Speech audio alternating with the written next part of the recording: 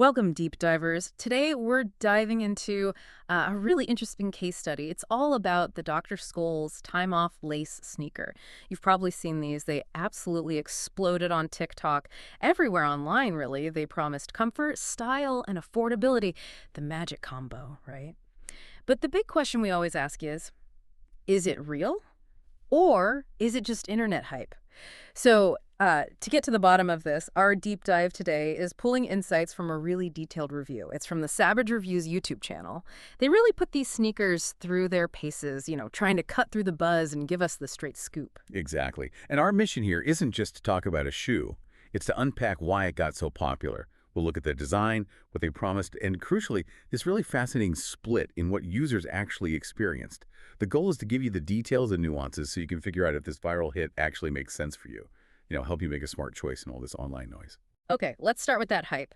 So these sneakers just blew up on TikTok. The angle was basically, finally, an affordable comfort shoe that actually looks good. Now, we know viral doesn't always mean quality, but what's interesting here is Dr. Scholl's itself. How did a brand mostly known for, well, foot health stuff capture this huge trend-focused audience? It feels like quite a pivot, doesn't it? Oh, absolutely. It's more than just a shoe going viral. It's smart branding. Dr. Scholl's already has this built-in trust factor for comfort, right, from their history with orthotics. So they took that credibility, wrapped it in a fresh, stylish design, and pushed it out through influencers. They tapped into a younger crowd that, yeah, wants comfort, but also demands style. Yeah. It's a clever way to redefine what a comfort shoe can be. And the price point plays a big role there, too. They're usually around $70, maybe $75. That puts them squarely in that budget-friendly alternative category compared to, say, big athletic brands where you're easily paying over $100. So on paper, it looks like a really solid value proposition. It does, especially when you look at the features they list. They talk about sustainable comfort, things like arch support, cushioned ankle beds, a lightweight platform. And these aren't just marketing fluff. I mean, proper arch support is key for distributing pressure, preventing things like plantar fasciitis. Cushioned ankles mean less rubbing, a better fit. A light platform gives you shock absorption without feeling like you're wearing bricks. It really does sound like the checklist for a great everyday sneaker. That phrase, sustainable comfort, though, did the review dig into what that actually means? Because sustainable can mean a lot of things in marketing. That's a really good point. The Savage Reviews piece didn't get into the nitty-gritty of Dr. Scholl's specific definition there, unfortunately. But, generally in the industry, sustainable comfort might point towards using recycled materials, maybe in the linings or soles, or perhaps more eco-friendly production methods, or even just making the shoe durable so it lasts longer, reducing waste. So while we can't confirm the exact claims from this source, the idea is clearly to appeal to consumers who care about environmental responsibility, even with their shoes. Okay, so beyond the promises and the price, let's talk looks, because that's probably what drove a lot of the initial TikTok buzz, right? Dr. Scholl's historically, well, their shoes were functional, maybe not always fashionable, but these time-off sneakers. Reviewers said they hit a sweet spot between retro and contemporary. Exactly. For so long, comfort shoe basically meant, well, frumpy. Brands really struggled to make supportive shoes look good. Dr. Scholl's clearly aimed to break that mold here. The design has these subtle chevron accents, clean lines, things reviewers found easy to pair with most casual outfits. It's not just about foot health anymore, it's about lifestyle. They've used that kind of classic, slightly chunky sneaker, looked very retro, but cleaned it up. Modern touches, lots of colors, makes it easy to wear, moving it way beyond looking like, medical equipment and into actual fashion. It really is amazing how updating the design can shift perceptions. Are there specific design bits, besides just the general shape, that make it feel more modern than their older stuff? Definitely. That platform sole is a big one. Functionally, it adds cushioning, sure. Yeah. But visually, it fits right in with the current trend for chunkier, elevated sneakers. It gives a little lift, but it doesn't scream running shoe. Plus, having multiple colorways, not just white or black, but neutrals and some trendy pastels too, that lets people pick a style that fits them. That's huge when shoes are such a statement piece. It's that combo, trendy design plus their comfort reputation. That's the secret sauce, I think. Okay, so they look good, they promise comfort. Yeah. Let's unpack what happened when people actually started wearing them, because this is where it gets really interesting. The Savage Reviews found this fascinating split personality in the user feedback. You've got people who absolutely swear by them, miraculously comfortable, and then others, reporting pain, stiffness, almost like they got completely different shoes. Right. And this split isn't just a random thing. It's actually the most critical info for you if you're thinking of buying them. Hmm. It really highlights a basic challenge with shoes. Everyone's feet are different. Your biomechanics, your arch height. What feels like perfect support to one person might feel weird or even painful to another. It's less about the shoe being inherently good or bad and more about the match. Does its specific design work for your specific foot? Understanding that helps you see past the general hype. Especially important with viral stuff, right? Totally.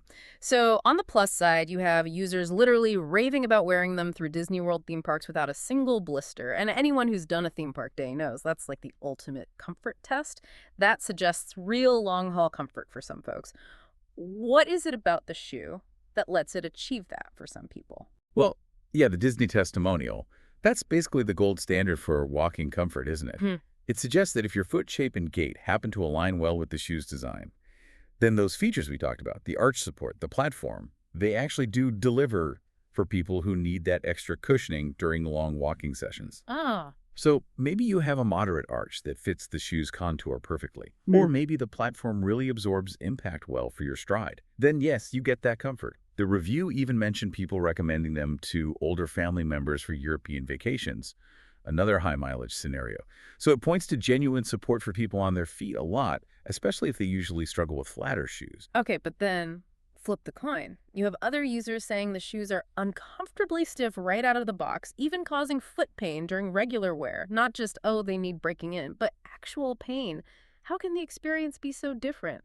This leads us to probably the most critical piece of practical advice from the review, the sizing. Savage Reviews was clear. Sizing runs consistently small across multiple platforms. Almost everyone recommended going up half a size. Now, sizing inconsistencies aren't totally unusual in footwear, but it's definitely worth noting when ordering online. Think about it. If your shoe is even a tiny bit too small, even if it has great features, it's going to feel tight, stiff. It can cause pain because your foot can't move naturally. You could even make that built-in arch support feel like it's poking you in the wrong place. Yeah. That's a huge potential reason for the comfort difference. Big pitfall for online shoe shopping. Right, sizing makes sense, but could there be other things contributing to that stiffness or pain, like the materials, Yeah. or maybe foot width? Absolutely. Sizing is likely a major factor, but yeah, materials matter too. If the upper part of the shoe is made from a more structured, maybe synthetic leather, it might just need more time to break in than, say, a soft knit shoe. Yeah. Some people might find that initial stiffness really unpleasant, especially if they expect instant softness. And foot width, definitely. The review didn't specify if it's a narrow or wide shoe overall, but if the basic shape, the last it's built on, is inherently narrow, then even sizing up might not be enough for someone with wider feet. They might still feel pressure points. So you get sizing, materials, width, plus individual things like how you walk. It all adds up to that huge range of experiences. Okay, so we've looked at the hype, the promises, the style, and these really different user experiences. Let's get to the bottom line. What was the final verdict from Savage Reviews? They concluded these are not miracle shoes, good to manage expectations, but they are solid, mid-tier comfort sneakers with style appeal. Not going to fix everything, but good for the right person. Exactly. And connecting that to the bigger picture, it helps us pinpoint who that right person actually is based on all that feedback, the ideal user. Huh. It seems to be someone who specifically needs affordable walking shoes with actual arch support. And this is key. Doesn't mind sizing up by half a size. For that person, yeah, these shoes seem to deliver on their promises. Comfort, support, the whole deal. They're also a really strong option for everyday comfort seekers who want style without the premium price tag. For that group, you could say the time-off sneaker really did earn its viral status. It's finding where the shoe's intent matches your actual foot needs. But just as crucial is knowing who should maybe skip these. The review was pretty direct here. If you're looking for athletic performance, like serious running, gym workouts, high-impact stuff, or have narrow feet, then the advice was clear. Keep shopping. Right. These aren't built for that kind of intense activity, and like we talked about, the fit might just not work well for narrow feet, potentially causing discomfort. And that just reinforces the point about matching the product to the need, doesn't it? Viral trends are powerful, but being truly well-informed means looking past the hype. You need to see if the shoe's design purpose fits your purpose. A comfy walking shoe isn't a performance trainer, and that's fine. The important thing is knowing which is which before you buy. So there we have it, the Dr. Scholl's time off sneaker. It's not a universal fix, definitely not a miracle shoe. But for the right person, someone after that mix of modern style, real arch support, and crucially, who remembers to size up half a size, it does seem to live up to the hype as a solid, affordable comfort choice. It's actually a pretty good example of a brand reinventing itself and mostly sticking the landing on its main promise. Which really leads to an interesting question for you, the listener, to think about. In this world saturated with social media trends, influencers, endless choices, how much weight do you personally give to viral popularity versus these more critical, individual-focused reviews, especially when it's about something as personal, as vital as foot comfort? How do you make sure you're buying for your feet and not just following the latest online craze? Something to chew on next time you're scrolling or looking for new shoes?